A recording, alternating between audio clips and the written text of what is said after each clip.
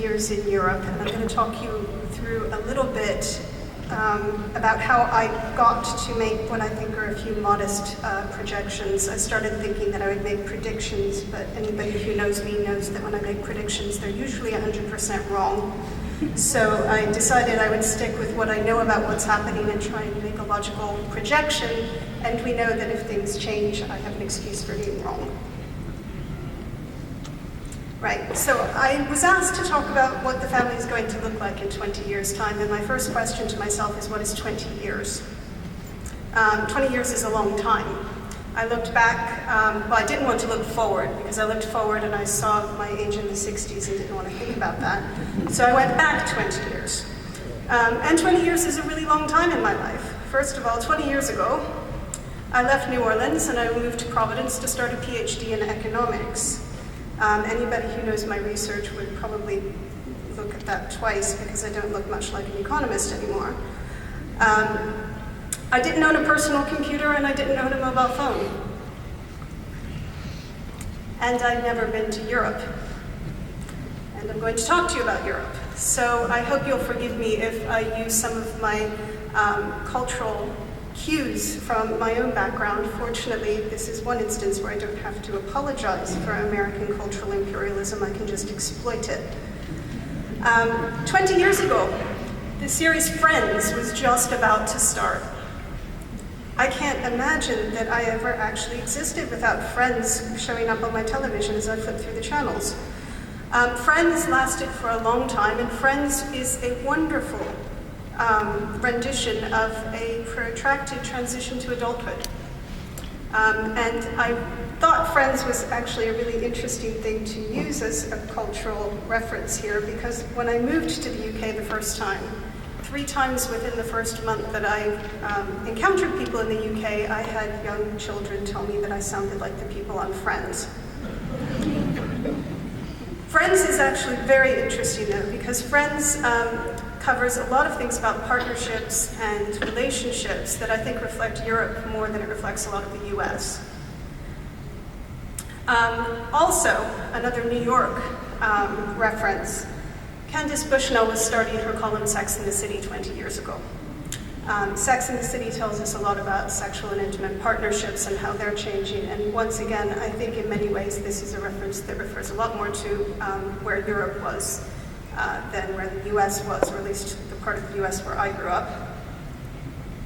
And then I thought at least it wasn't 50 years, because 50 years ago we would be talking about the difference between the March on Washington and Barack Obama being president, and I started to feel a little bit better.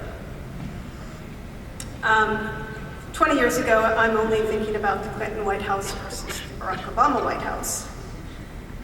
And 20 years ago, the president was somebody whose wife was somebody who was in the labor market and worked and who had raised a family with a job, similar to the president that we have now. So I was starting to feel like there was a bit more continuity. And then I realized there was even a bit more political continuity in the sense that both President Clinton and Barack Obama represented a certain kind of identity politics. They were seen as people who moved beyond this idea that you can only represent your own interests and that we can actually represent political interests and do things about oppressions that we ourselves have not experienced. Just to give a little backdrop here, Toni Morrison called President Clinton the first black president. And when Obama was elected, people asked him about that, and he spoke very favorably about it. But when he passed some recent legislation, they then used that and said that he was the first gay president because of his support for gay marriage. So both presidents were actually representing groups along the spectrum of what Nancy Fraser would call more towards recognition and redistribution. I said I was an economist, or I was training as an economist 20 years ago. There are certain teachers that I've come across that would have made my journey a lot easier if I'd come across them 20 years ago, and they inform my thinking here. First of all, Elizabeth Spellman, I was also struck by the fact that most of them were writing 20 years ago as well. Elizabeth Spellman in 1988 wrote, "How one starts in thinking as well as in acting has everything to do with where one might go." That means we're going to start with what the current situation is and project forward, and we're also going to think about the constraints and the assumptions that we make moving forward. Iris Marion Young tells us that the conceptual and normative framework of the members of a society is deeply influenced by premises and terms of discourse that make it difficult to think critically about aspects of their social relations or alternative possibilities of institutionalization and action.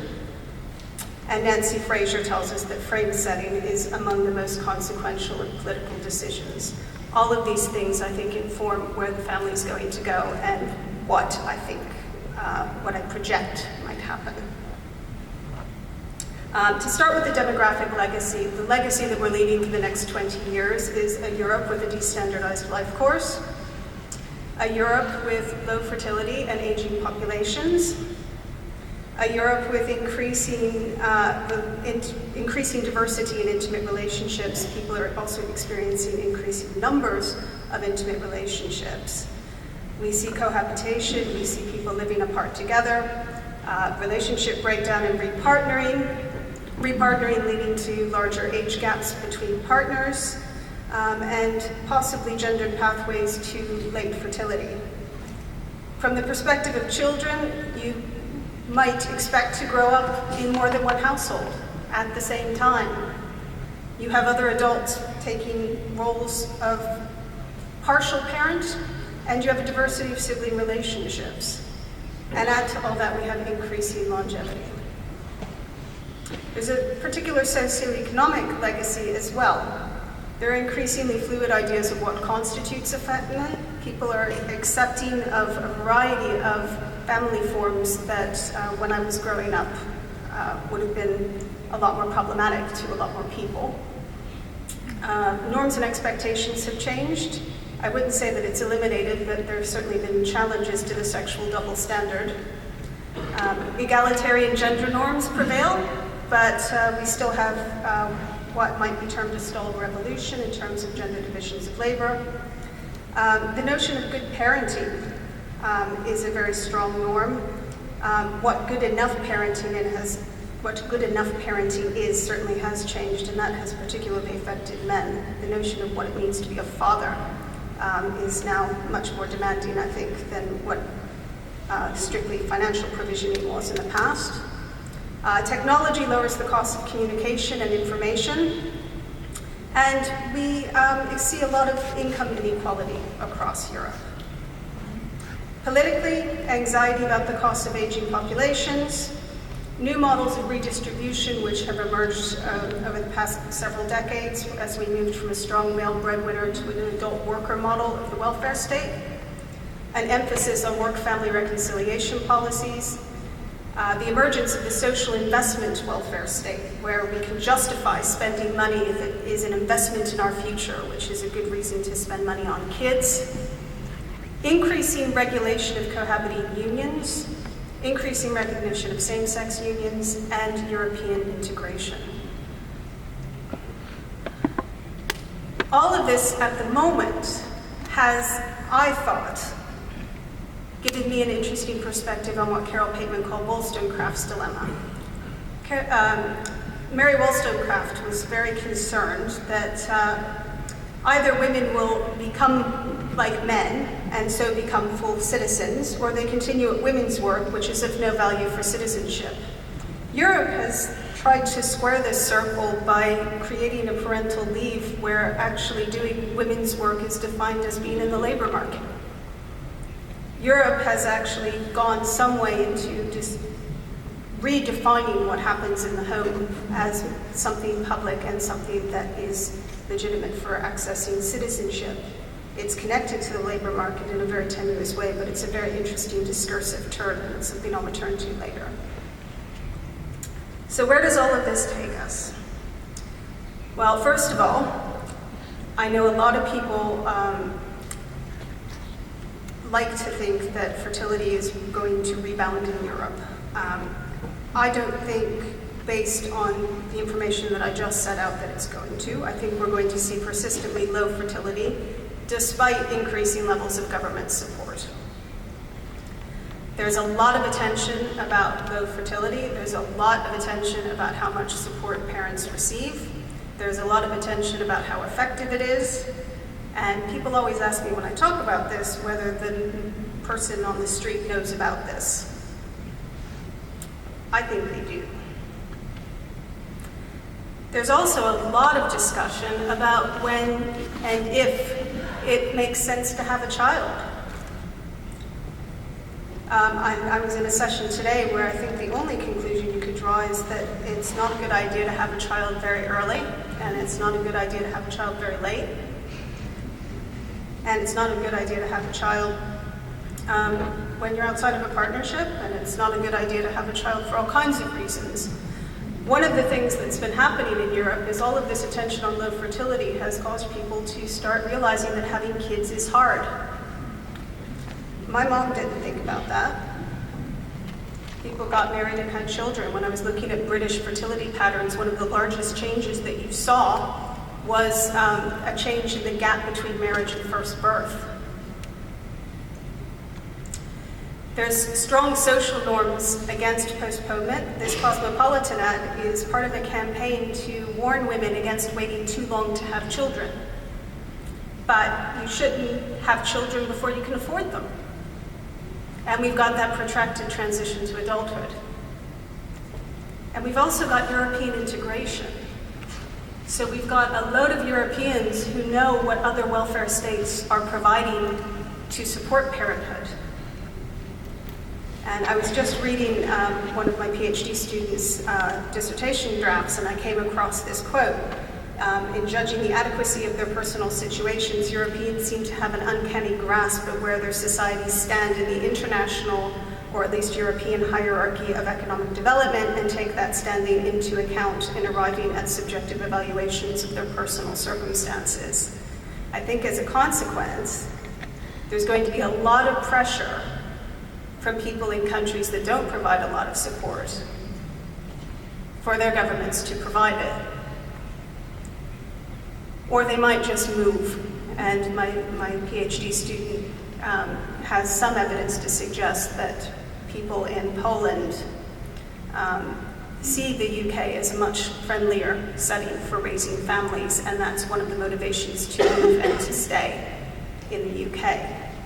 And with free movement of people, that's a possibility. My second projection has to do with the idea of what the family is going to look like. I was very surprised when I looked at the Oxford English Dictionary, and I realized that the top of this slide is what the definition of the family still is in the Oxford English Dictionary. It's a group consisting of two parents and their children living together as a unit. That excludes a lot of units. If we shift instead to what families do rather than who lives in them, if we take a systems approach to the family, we have an interdependent group of individuals who have a shared sense of history, who share emotional ties to one another, and devise strategies for meeting the needs of individual family members and the group as a whole. All of the pictures at the bottom of this slide might be questionable to the lexicographers of the Oxford English Dictionary. To me, they look like families. And back to friends. I'm thinking if we adopt a systems perspective of the family, and if I'm right in thinking that that systems perspective reflects wider attitudes within Europe, I'm thinking we might see formal recognition of new types of families.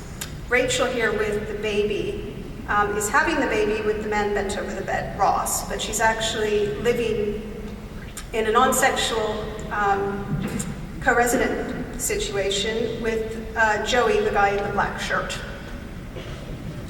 And the thing that struck me about Friends when I thought about it was when I thought of every important life event that happened in the series Friends. With these events where you would expect to see family members, the prominent figures were the friends. And although there are occasionally in the program people getting together and breaking up, they're largely non-sexual relationships throughout the program. Another couple American cultural references here. Will and Grace, I think, has a lot to commend it for bringing Americans, bringing into relief for Americans the reality of what it's like to try and negotiate life as a homosexual individual in the US, and I think it generated a lot of sympathies, and I think it had a lot to do with changing opinions about gay marriage in the US. Will and Grace live together without a sexual partnership. Will is a homosexual, Grace is heterosexual, but they're very good friends, and they actually carry out a lot of functions of the family. Ernie and Bert from Sesame Street, nobody knows what their relationship is. The last I heard, the formal position of Sesame Street is that they're just friends. If, however, we take another perspective, Will and Grace are not family, but Ernie and Bert are simply because they're married. I'm thinking the notion and the importance of the conjugal tie is going to be increasingly questioned as the idea of what constitutes a family in Europe is going to continue to become more fluid and more focused on what families do rather than who lives in them. And my final projection, and I have to end here, is that as a consequence of all of these things and all of these changes, we're going to have people with destandardized life courses, and we're going to adopt frames of what it means to be in the home in different ways, and we're going to start selling housework and domesticity probably in a much more attractive way if the home is a much more friendly and fascinating place to be. And if feminists start adopting the idea that the way we frame things matter, we might stop calling housework drudgery and talk about it as being a good thing. We might end up